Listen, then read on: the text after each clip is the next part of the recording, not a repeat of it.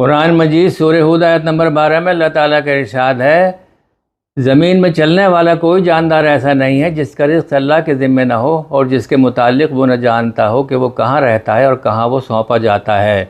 سب کچھ ایک صاف دفتر میں درج ہے۔ اس آیت کے تعلق سے مشہور مفسر ادم شرقاوی لکھتے ہیں، انسان جس چیز کے لیے سب سے زیادہ ہاتھ پیر مارتا ہے وہ رزق ہے، اور خاص بات یہ ہے کہ انسان کو اتنا ہی رزق ملتا ہے جو اس کے لیے لکھا جا چکا ہے، وہ کتنا ہی ہاتھ پیر مار لے۔ انسان جس چیز سے بھی زیادہ بھاگتا ہے وہ اس کی موت ہے، اور خاص بات یہ ہے کہ وہ اپنی مدت معینہ سے زیادہ ایک لمحہ بھی نہیں جی سکتا، وہ کتنا ہی بھاگنے کی کوشش کر لے۔ اس دنیا کا مہمان بننے سے پہلے ہی ہمارا رزق اور ہماری موت دونوں کا وقت لکھ دیا جاتا ہے، اور مہمان کو اتنا ہی کچھ کھانے کو ملتا ہے جتنا اس کا میزبان اسے کھلانے کے لیے تیار ہو،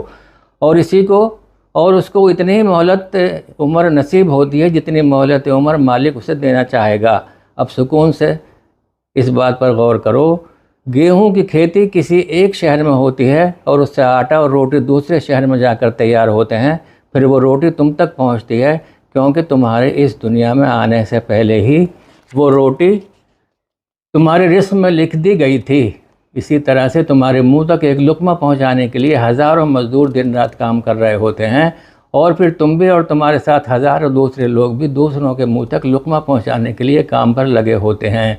کیونکہ ان دوسرے افراد کے لیے بھی اس دنیا میں آنے سے پہلے ان کا رزق لکھا جا چکا ہے۔ ایک اور خاص بات یہ ہے، اگر انسان اپنے رزق سے بھی اس طرح بھاگنے کی کوشش کرے جس طرح وہ اپنی موت سے بھاگتا ہے، تو اس کا رزق بھی اس کا پیچھا کرتے ہوئے اس سے اسی طرح جا ملے گا جس طرح اس کی موت اس کا پیچھا کرتے ہوئے اس سے جا ملتی ہے۔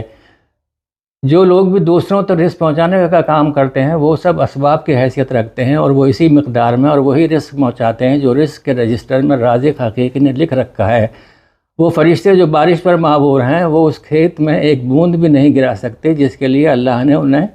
اللہ کی طرف سے اجازت نہ حاصل ہو۔ وہ صدقہ جو تم ایک فقیر کو دیتے ہو وہ اس کا وہ متعین رزق ہے جو اللہ نے تمہاری جیب میں رکھ دیا تھا۔ یقیناً ہر چیز باریک بینی سے لکھی ہوئی ہے، لہٰذا سکون اور اطمینان سے رہو۔